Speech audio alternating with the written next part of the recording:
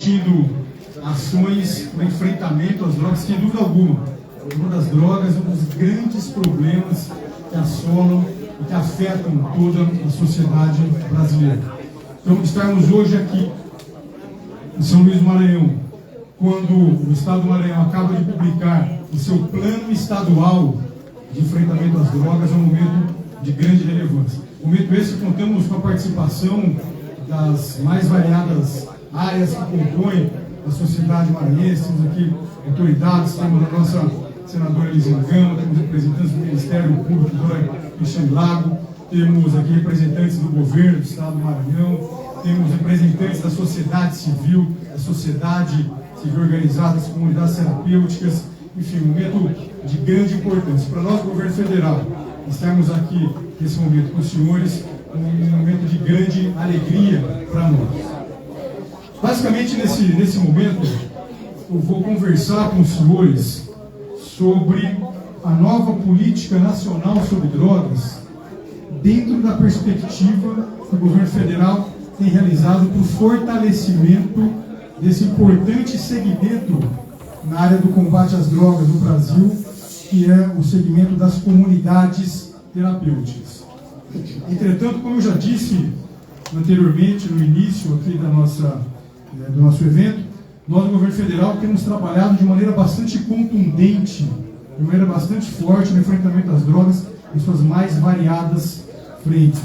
Não é possível nós imaginarmos que teremos sucesso no enfrentamento às drogas no Brasil se nós não agirmos de uma maneira bastante forte, destemida e corajosa no enfrentamento às drogas nas suas mais variadas frentes.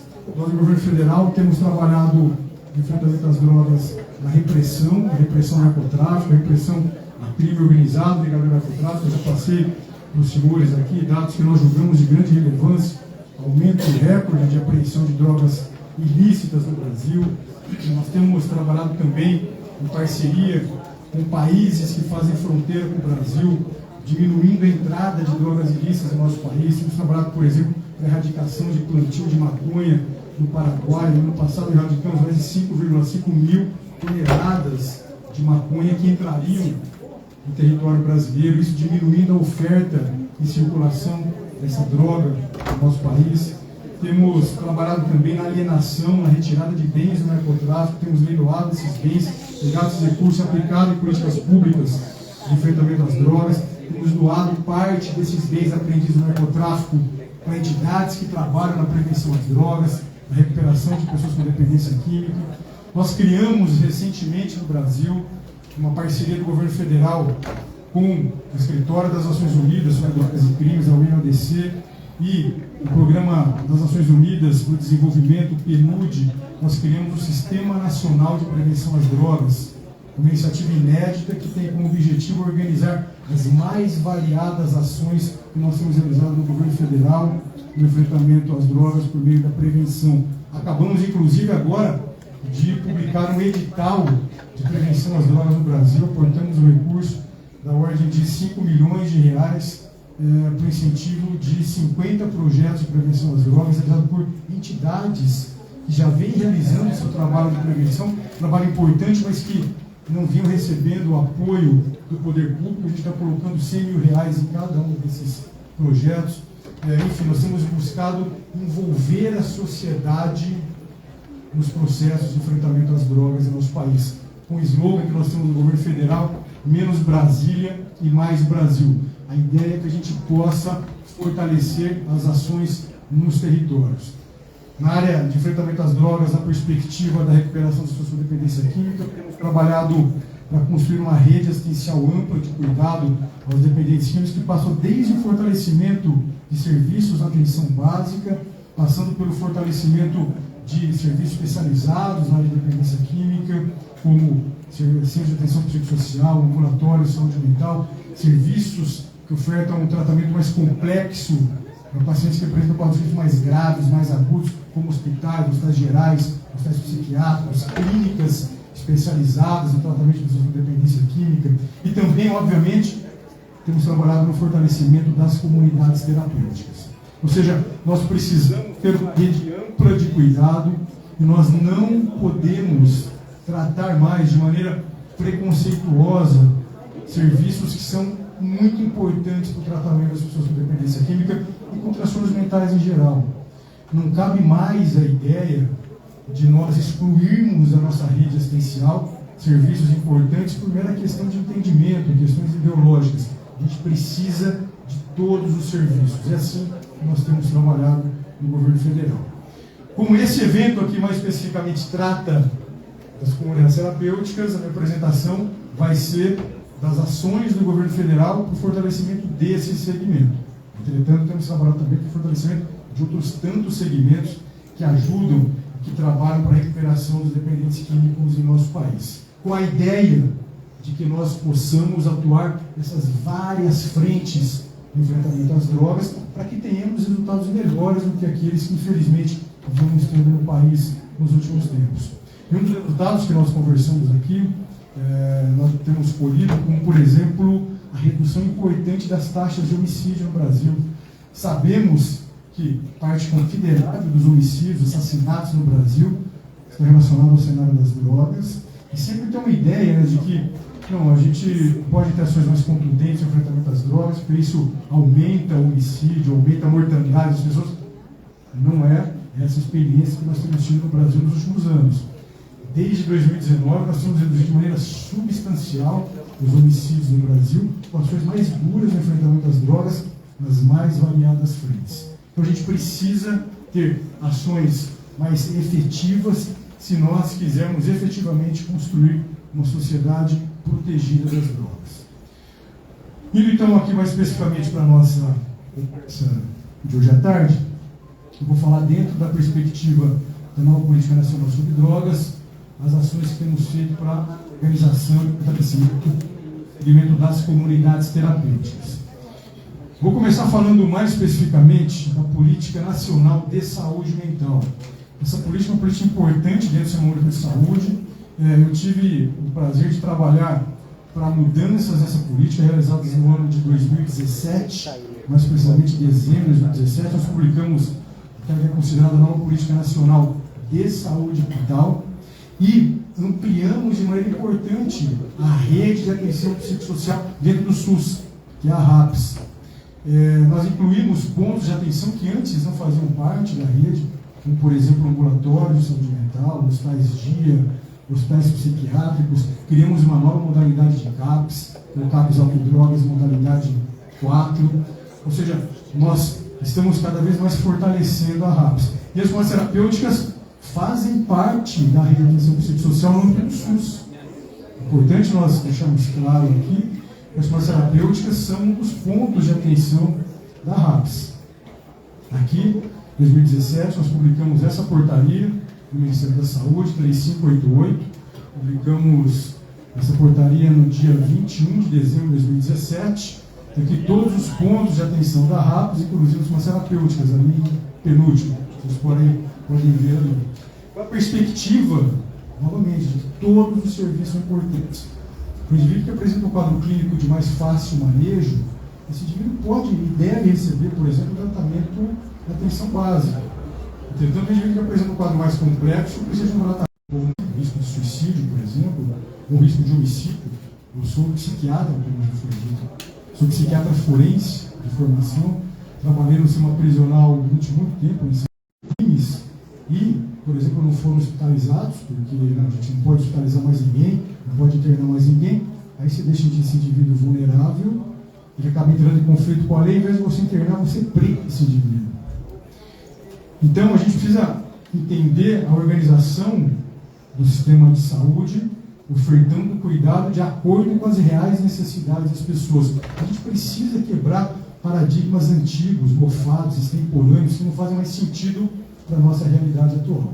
E a mudança na Política Nacional de Saúde Mental em 2017 veio nesse sentido, de buscar quebrar esses modelos de entendimento que nós tínhamos sobre a organização das redes assistenciais, de cuidado, para que a gente possa, novamente, ofertar o cuidado das pessoas de acordo com as reais necessidades. Se os senhores tiverem interesse em lerem a Lei 10.216, que é essa de 2001, tem mais de 20 anos essa lei, é a lei que reorganizou a assistência na área de saúde mental no Brasil. a Lei 10.016, o seu artigo 2º, que é onde está o espírito dessa lei, diz que o atendimento às pessoas com transtornos mentais e dependência química precisa ocorrer, e a palavra é essa, consentâneo, assim que está na lei, consentâneo às necessidades dos pacientes, de acordo com as necessidades dos pacientes. Isso a gente precisa ofertar para as pessoas como política pública.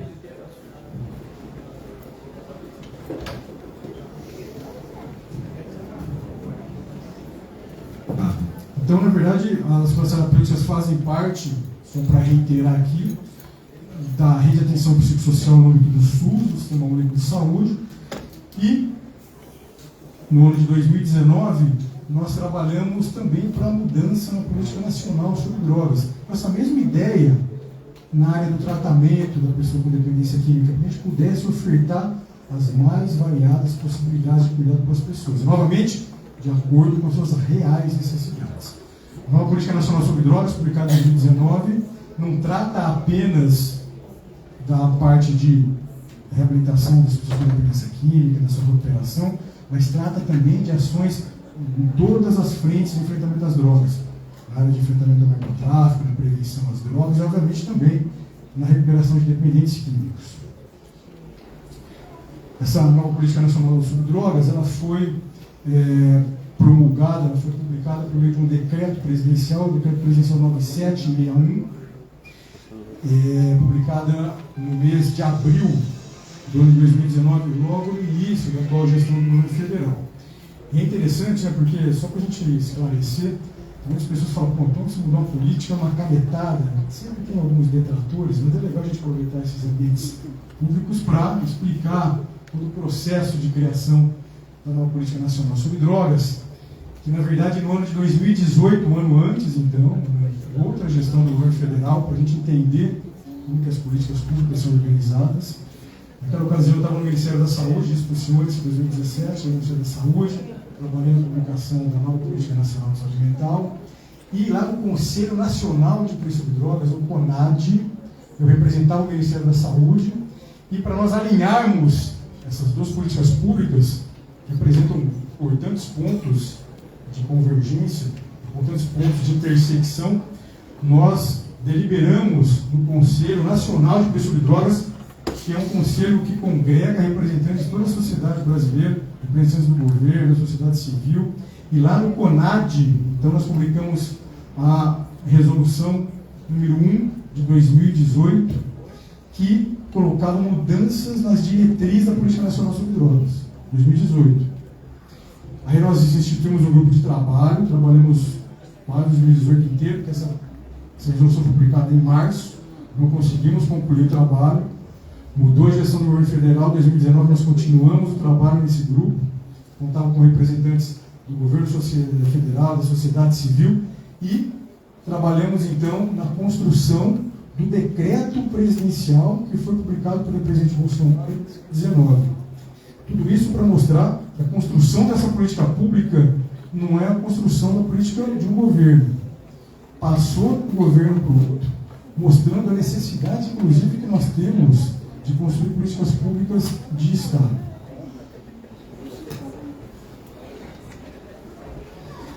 Nós trabalhamos no Ministério da Cidadania, que foi o ministério que tomou protagonismo para a organização da nova Política Nacional sobre Drogas, e foi muito importante porque nós trabalhamos em conjunto, como já disse, com várias entidades da sociedade civil, e dentro do governo trabalhamos com as mais distintas pastas que realizam ações no enfrentamento às drogas.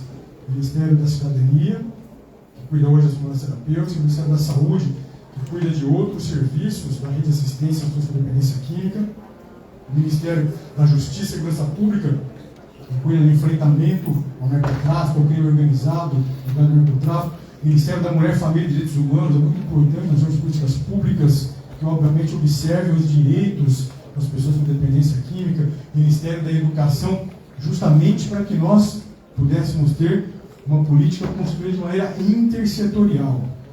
Essa é uma questão que sempre vem à tona quando nós discutimos políticas públicas, mas muitas vezes nós temos grande dificuldade em articular todos esses atores. Mas é isso que nós temos buscado fazer no governo federal nesses últimos anos, e é assim que nós construímos a nova Política Nacional sobre Drogas. publicado, então, como eu disse para os senhores, no mês de abril de 2019. E aqui nós temos uma Política Nacional sobre Drogas, publicada, então, por meio do Decreto Presidencial 9761. Esse é um decreto importante, porque reorganizou a área de enfrentamento das drogas no país, novamente nas mais variadas frentes, né, combate ao narcotráfico, prevenção, recuperação de dependentes químicos, e nós, do mesmo jeito que nós reorganizamos a rede assistencial para cuidar das pessoas com dependência química e transtornos mentais no âmbito do SUS, no Sistema Único de Saúde, nós também reorganizamos essa rede assistencial no âmbito do SISNAD. O que é o SISNAD? O SISNAD é um outro sistema de políticas públicas no país, é o Sistema Nacional de Políticas Públicas sobre Drogas, SISNAD. Então, só para a gente lembrar, as farmacêuticas fazem parte da RAPS, no âmbito do Sistema Único de Saúde, do SUS. As farmacêuticas fazem parte, como vocês podem ver aqui, no âmbito do SISNAD, do Sistema Nacional de Políticas Públicas sobre Drogas, dentro dessa rede assistencial. E como vocês podem ver também, essa rede assistencial é composta por outros tantos serviços. Então a gente tem aqui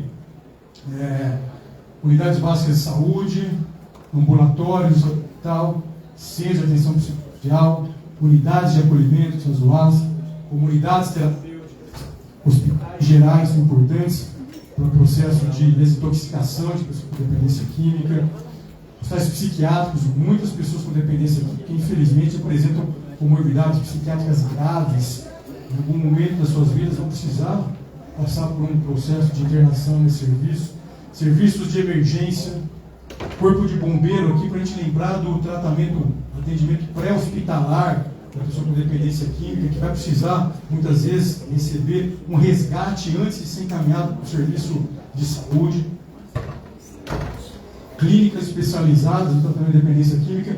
E hoje no Brasil nós temos trabalhado no processo de regulamentação dessas clínicas em nosso país, casas de apoio e convivência, moradias assistidas, grupos de mútua ajuda e apoio familiar, são de grande relevância. Muitos desses grupos trabalham com os 12 passos, que imagino que os senhores conheçam, inclusive muitas farmacêuticas têm um trabalho também com os grupos de mútua ajuda e familiar, que são muito importantes. O governo federal, inclusive, tem trabalhado para incentivar. Então, tudo isso para dizer que as farmacêuticas fazem parte dessa rede ampla de serviços, e é assim que nós entendemos que deve ser o cuidado da recuperação de dependentes químicos. Sem olhar e trabalhar por nenhuma forma de preconceito com nenhum desses serviços. Todos eles são importantes para ofertar o cuidado de acordo, novamente, com as reais necessidades das pessoas. Aqui, em ano 2019, nós publicamos também a nova Lei de Drogas no país, a Lei 13.840, foi sancionada pelo presidente Bolsonaro no mês de junho de 2019. A Lei 13.840, ela vinha tramitando no Congresso Nacional há quase 10 anos e com pouca vontade, na verdade, de ser publicada, e a nova gestão do governo federal, com a participação efetiva do presidente da República e de vários ministros, a gente conseguiu fazer com que essa lei avançasse, esperando que a lei avançasse, e que nós tivéssemos a publicação de uma nova lei de drogas no Brasil, e que mudou, novamente, uma série de aspectos na área de enfrentamento das drogas no país. E para as comunidades terapêuticas, pela primeira vez na história do Brasil, nós temos uma lei federal sobre drogas que regulamenta as comunidades terapêuticas no país. Ou seja, nós temos uma lei federal hoje no Brasil sobre drogas que regulamenta o funcionamento dessas entidades. Tem uma sessão inteira tratando disso, que é a sessão de número 6, que trata do acolhimento em comunidades terapêuticas acolhedoras. Esse foi um grande avanço para as comunidades terapêuticas, porque, primeiro, permite que essas entidades possam trabalhar com maior segurança jurídica, isso é muito importante. E trabalhando melhor, podem oferecer um melhor cuidado para os seus acolhidos. Com isso, ganham as comunidades terapêuticas, ganham as pessoas que lá estão acolhidas, ganham suas familiares e ganham toda a nossa sociedade. No ano de 2015, um pouco antes, então, de nós começarmos essas mudanças mais efetivas, nós atividades políticas de drogas no país, nós tivemos uma resolução do CONAD, a resolução publicada no ano de 2015, a resolução do CONAD, que foi considerado, então, um marco regulatório das substâncias terapêuticas. Foi a primeira grande normativa, né, tratando as substâncias terapêuticas, só que, por conta de uma ação, na minha dessa concepção, uma ação equivocada do Ministério Público Federal, que moveu uma ação civil pública e que teve uma decisão de primeira instância que derrubou esse marco regulatório. E, novamente, também, sem nenhuma sustentação, sem nenhum lastro na realidade, nas necessidades das pessoas. Mas isso é uma questão importante que aconteceu, foi uma decisão desfavorável na primeira instância, e esse marco regulatório, que é muito importante para os conselheiros, porque esse marco regulatório, além de ser o primeiro grande marco regulatório para o segmento, fala de uma maneira mais específica como deve acontecer o funcionamento da entidade.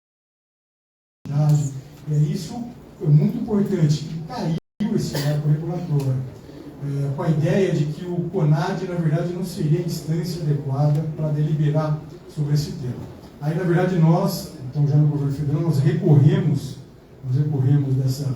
dessa decisão, e por meio da nossa AGU, no governo federal, da Advocacia Geral da União, nós conseguimos reverter essa decisão de primeira instância, e nós tivemos, então, uma decisão no Tribunal Regional Federal da Terceira Região, nós acompanhamos isso muito de perto, e nós conseguimos, então, fazer com que houvesse uma reversão dessa decisão. Então, hoje o marco regulatório das substâncias terapêuticas está de pé, graças, então, a esse trabalho que nós tivemos na Justiça Federal, revertendo essa decisão.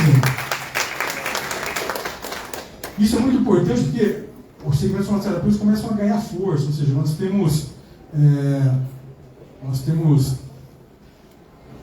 marcos regulatórios do Poder Executivo Federal, nós temos marcos regulatórios do Poder Legislativo Federal, nós temos decisões favoráveis às terapêuticas no Judiciário Federal, ou seja, as terapêuticas começam com isso a ganhar cada vez mais força e mais robustez para a sua efetiva organização. Isso é muito importante, mostrando a força e a importância desse segmento. Entretanto, nós não estamos trabalhando apenas para organizar as funcionários no que diz respeito à sua regulamentação no país, ou ao aumento do seu financiamento, como a gente vai ver um pouquinho mais para frente, mas nós temos trabalhado também no seu processo de fiscalização. Inclusive, no ano de 2019, nós publicamos essa portaria do Ministério da Cidadania 562, que foi uma portaria muito importante, porque ele estabelece critérios muito claros para a fiscalização. Antes, esses critérios eram muito bem estabelecidos, ou seja, quem tinha uma conta terapêutica ia receber uma fiscalização do governo federal, por exemplo, não sabia muito bem o que o fiscal ia procurar. E o fiscal também que ia, não sabia muito bem o que ele ia procurar ali.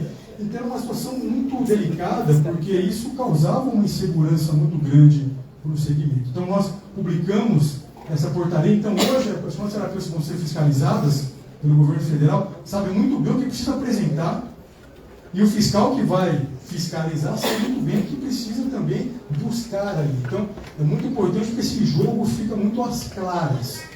E é importante a gente conversar também aqui, aproveitar esse momento, porque a fiscalização que nós temos sendo as terapêuticas, claro que nós temos, em algumas situações, lançado punições para as terapêuticas, em algumas situações, inclusive, quebrando o contrato com as entidades, encaminhando para o Ministério Público. Entretanto, a ideia também da nossa fiscalização, obviamente que, desde que não haja situações de grandes violações, de grandes problemas, a ideia não é de perseguição, a ideia, inclusive, da fiscalização é acontecer de maneira pedagógica, para a gente possa, inclusive, ajudar aquela terapêutica que está sendo fiscalizada a se organizar de um jeito que possa respeitar de maneira mais efetiva as normativas que nós temos no país hoje. Ou seja, a ideia, na verdade, não é fazer caça às bruxas com a fiscalização, mas utilizar a fiscalização como um processo de fortalecimento do segmento. Obviamente, fortalecendo o segmento das terapêuticas, a gente vai ofertar cuidado de mais qualidade para as pessoas que necessitam do acolhimento dessas entidades.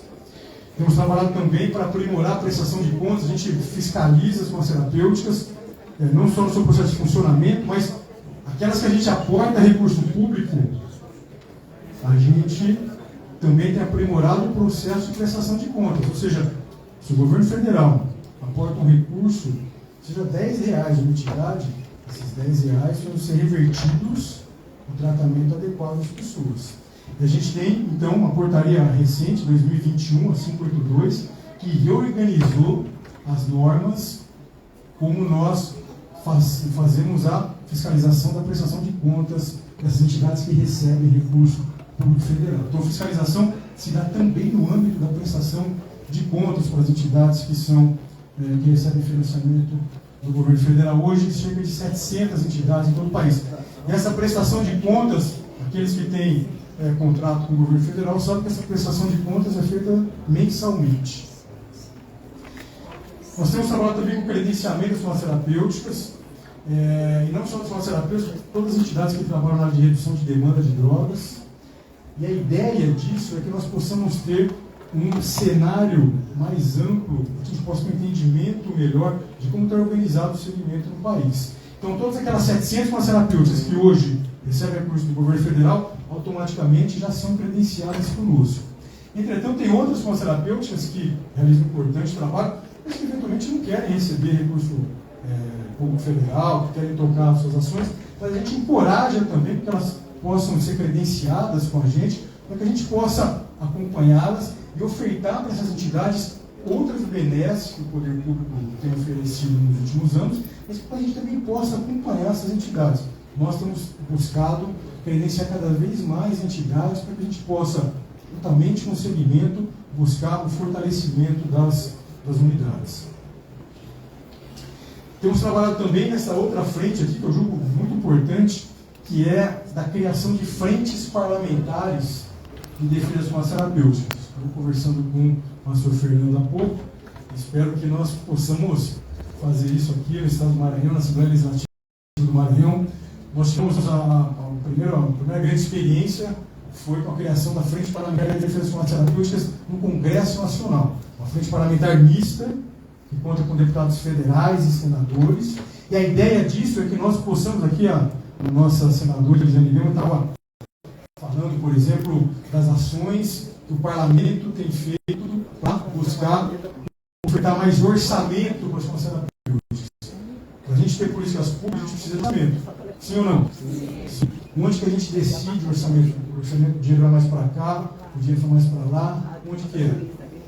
No Congresso Nacional, no âmbito federal, na Assembleia Legislativa, no âmbito estadual, na Câmara Municipal, no âmbito das cidades, dos municípios. Então é muito importante a gente ter as frentes parlamentares em defesa do segmento, porque o orçamento é decidido lá, as leis são aprovadas lá, ou seja, esse segmento das frentes parlamentares, desse trabalho, é muito importante e a gente tem buscado avançar cada vez mais, buscando organizar essas frentes parlamentares. Então a gente tem uma dessas frentes mista no Congresso Nacional. Aqui, a gente tem o Célio ali, na foto, foi bem no comecinho dessa gestão aí, do governo federal, 2019. A gente estava lá numa reunião com, hoje, então, o presidente da Frente Parlamentar de Defesa das Farmacêuticas no Congresso Nacional, que é o deputado federal Eros Biondini, de Minas Gerais. E aqui, uma reunião ali, Célio, eu estou vendo a data, 13 de fevereiro. Então, logo no comecinho dessa gestão, e a gente estava discutindo, então, para a gente ia organizar as ações da criação dessa frente parlamentar. E temos buscado realizar, acho que essa foto é muito emblemática, pelo menos para a gente do governo, que a gente tem buscado realizar e construir essas políticas públicas juntamente com o segmento. E da importância da participação de vocês, junto com a gente no governo federal, para que a gente possa avançar cada vez mais no fortalecimento das nossas políticas públicas. Aqui no dia 20 de março, a gente teve uma sessão solene lá na Câmara dos Deputados, uma sessão solene muito bonita, comemorando mais de 50 anos farmacêuticas no país. nós recebemos lideranças do país inteiro. Segundo pessoas que conhecem bem a casa, né, disseram que nunca tinham visto dentro do Congresso Nacional tanta gente como teve aqui. Todas as galerias lotadas, a parte de baixo do plenário, gente para fora, um momento muito bonito, mostrando, na verdade, para o parlamento, ou seja, mostrando para a sociedade, efetivamente, a importância das comunidades terapêuticas no nosso país.